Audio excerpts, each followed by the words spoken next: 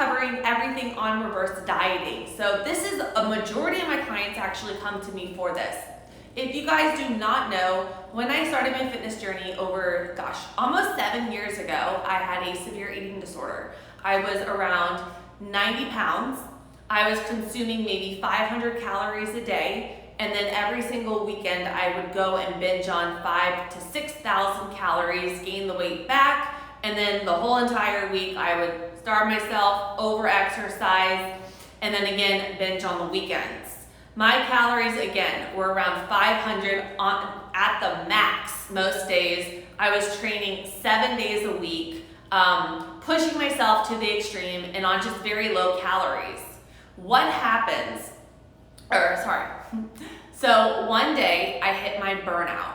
And what I mean was basically I was trying to run marathons. I was running them, and on my very last marathon, it ended up being 90 degrees. I ran the entire race, but ended up being hooked up to IVs at the end of the race because I was so dehydrated, I was so depleted. And after that, I never had my love for running. I tried to make myself run. I had no energy, no passion, and I always saw these beautiful, strong women with muscle, and I'm like, wow, they look amazing. I would love to build my body that way. And that was always in the back of my head, and I never thought, you know what?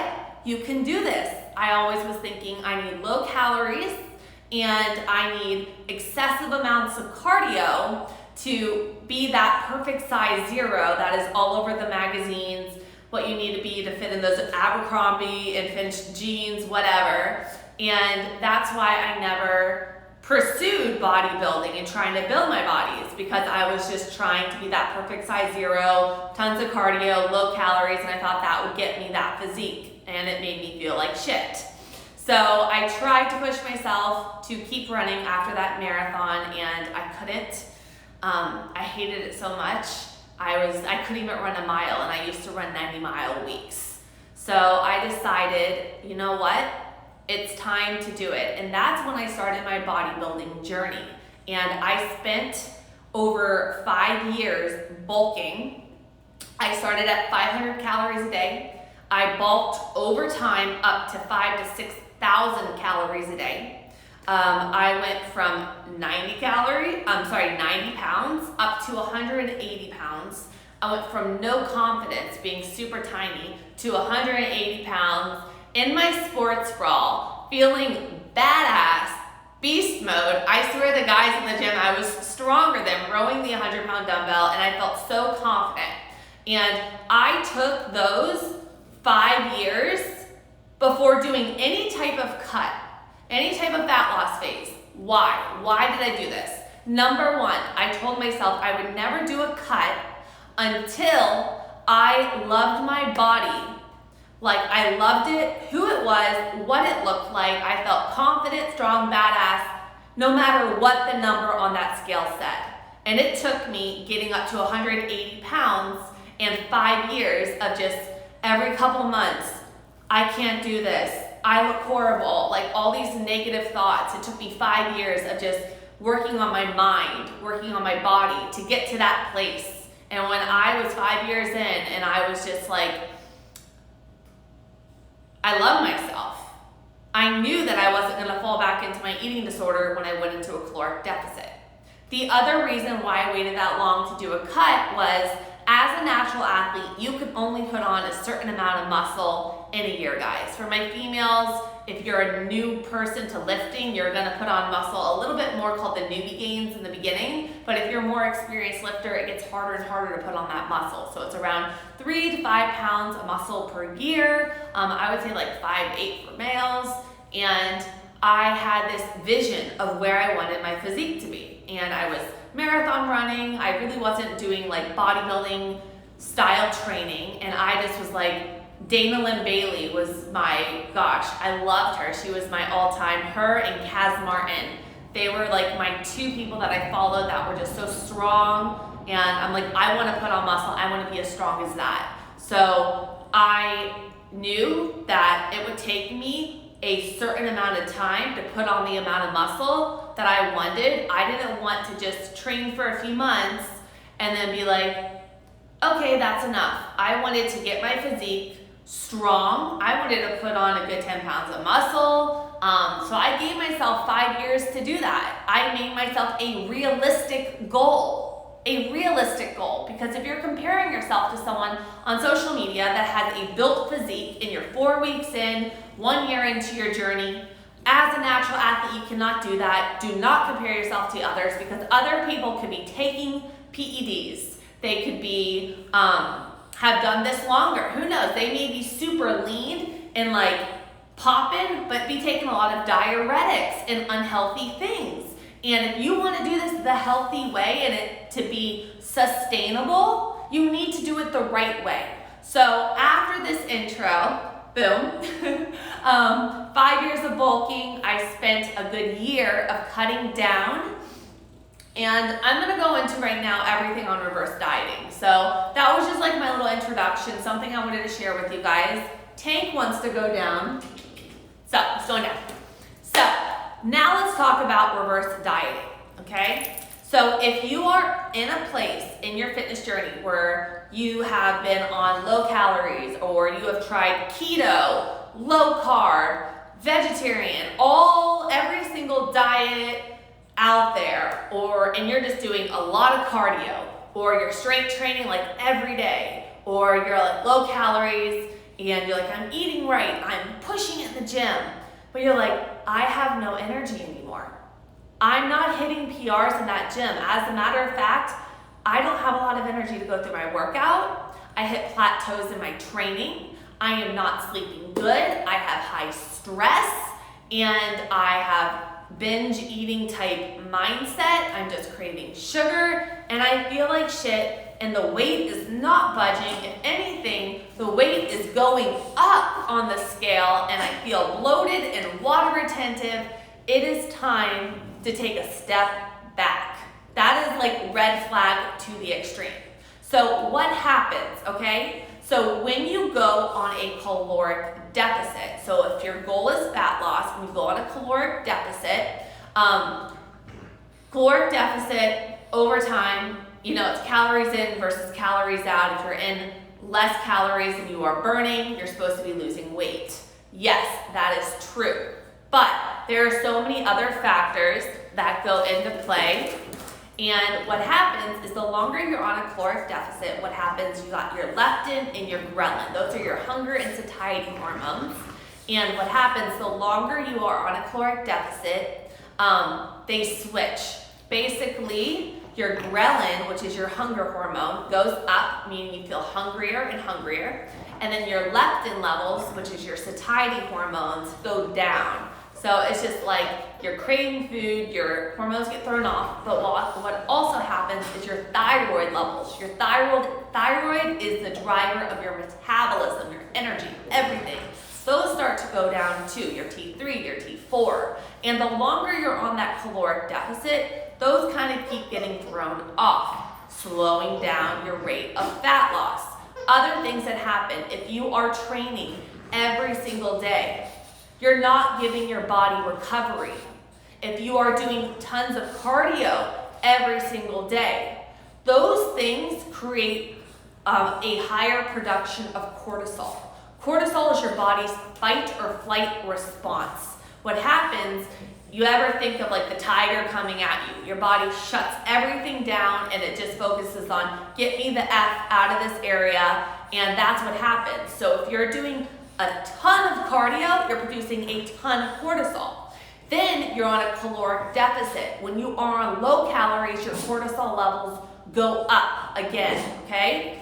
Then what happens if you're not sleeping well? If you're not sleeping well and you're not taking days off from training, what happens? Again, your cortisol levels go up. And then let's face it, life is stressful. You have your work, your kids, you're trying to meal prep, stay on track, and all of those things, again, increase your stress response, increase your cortisol levels. When your cortisol levels are chronically elevated, meaning they are, you start off your caloric deficit, start losing a little bit of weight over time, you just start increasing cardio. Calories go lower, stress gets higher. You're still on there. Then you start not losing weight as fast. So then you cut more calories, and then you're like 1,200 calories and doing an hour of cardio a day, and then you're not sleeping, and then your energy's going down. Then all your leptin and ghrelin levels get all messed up. And what happens is cortisol gets so spiked. And when your cortisol levels are so spiked, yes, it's throwing off all the hormones in your body, but also your body is going to do this. It's going to retain water. Retain water, okay? Store fat. So instead of burning fat, you're going to store it. 3, you are going to have a harder time going to sleep, harder time staying asleep. And then, a few more, your energy is going to go to just downhill. You're not going to feel strong in the gym. You're going to have no motivation, and you're just going to feel like crap, okay? And then you don't know what to do because you're like, the scale's not going down. I'm actually gaining a couple pounds of water weight because that's what it is, cortisol levels, water weight. And you don't know what to do, so you just keep cutting your calories, and then you try all these different diets, and then your digestion's thrown off, you may lose your period, and you just don't know what to do. This is when you need a reverse diet. This is a step back. This is my specialty and what I do with all my clients. And I'm gonna explain to you guys the process that goes about. So a reverse diet has a few things. The way I structure it with my clients is I kind of have a couple different phases. My number one phase when I hop on the call with my clients is I figure out where their calories are at, how many calories on average they are consuming. I customize their macronutrients, giving them enough protein to help with satiety, to help with rebuilding muscle, enough fats for healthy hormone production. We need fats also for focus, cognition, especially omega-3 fats, and to bring down inflammation in the body. And then I also fill in their carbohydrates because your body's number one fuel source when you are training, 50% of the muscle's fuel source is gonna be carbohydrates. It's our fast acting energy, okay? I figure out where their where their calories are, and I customize their carb, fat, and protein to hit those macros in their maintenance phase. Over time, when we do our weekly check-ins and our adjustments, I work up slowly from those calories over time as we're doing other things that I'm going to explain about to build their metabolism. So that 6 months, a year from now, we may be going from 1,000 calories to 2,300 calories, and their energy's up, we put on lean muscle mass, and now not only do they have the surplus of calories to go into that deficit so that it's sustainable and they're not cutting on 1,000 calories at 500 and then are like, I can't sustain this. Number 2, I structure their training. If they are training 7 days a week of cardio, 7 days a week of strength, I want to bring down their cortisol levels. So I want to, number 1, do things that are going to be low cortisol producing. So I slowly change up their cardio style from that HIIT training. I bring it more low intensity, more walks, things are going to be more cortisol relaxing, yoga, all of that. And I slowly taper their cardio down. And then I change up their strength training, focusing on progressive overload. Not crazy supersets, circuits, anything to get us more in that heightened state. But I want to bring it down, get their body more anabolic, because the more muscle mass we're able to build, the less fat mass we have on our physique and the higher our metabolism is. So I structure their training, I structure their cardio, I structure their macros, okay? Then when it comes to supplements, I like to look at my clients with a holistic perspective. I add in things like adrenal support, different types of herbs to bring down the cortisol levels, good omega-3s, again, to help with our memory, cognition, hormones, and micronutrients in there. Because when it comes down to it, I want my clients, their energy to go up, their strength to go up, the muscle to go up, the metabolism to go up, and at the same time, I want their food to go up. What happens when I do this is we have a few different types of results. Some people are their bodies, when they're just so low in everything, when I make these changes, what happens is we start adding in food and they start losing weight. And then it's like we've doubled the amount of food, they've lost fat, their weight's dropping off, and they're like, I came to you for fat loss. You said you're increasing your food, and now we're eating more and we're losing less. And it's like, holy shit. Other things that happen is the weight will stay the same, but the muscle mass will go up, the fat mass will go down. So I'll realize that their waist inches are shrinking down. The weight is not moving on the scale, but if you look at the progress pictures in our measurements, those are going down. So fat mass going down, lean muscle mass going up. Okay, guys? There's a few other different things that happen, but when it comes down to it, I like to spend a good 6 months to a year on a reverse diet with my clients. Not only does that give us a good amount of time to give that body rest, allow our metabolism, everything to get back on track. Also, 6 months gives us a good amount of time. Sorry, Tank keeps banging into my camcorders. It gives us a good amount of time to put on that lean muscle mass so that when my clients do cut down, they have more of a strong tone appearance to their physique and they feel strong and confident.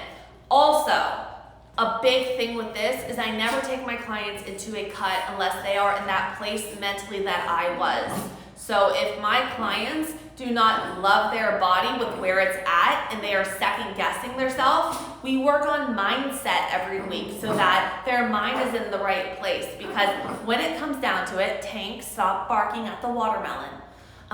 When it comes down to it, if you mentally are not loving your body, and I can take someone, I could have two different types of people. One that spent a year reverse dieting, got their calories to an extreme, but they're so mind driven on that scale. And if we go into a deficit and they're so focused on the scale, did it move it a quarter of a pound? Did it move this? Did it move this?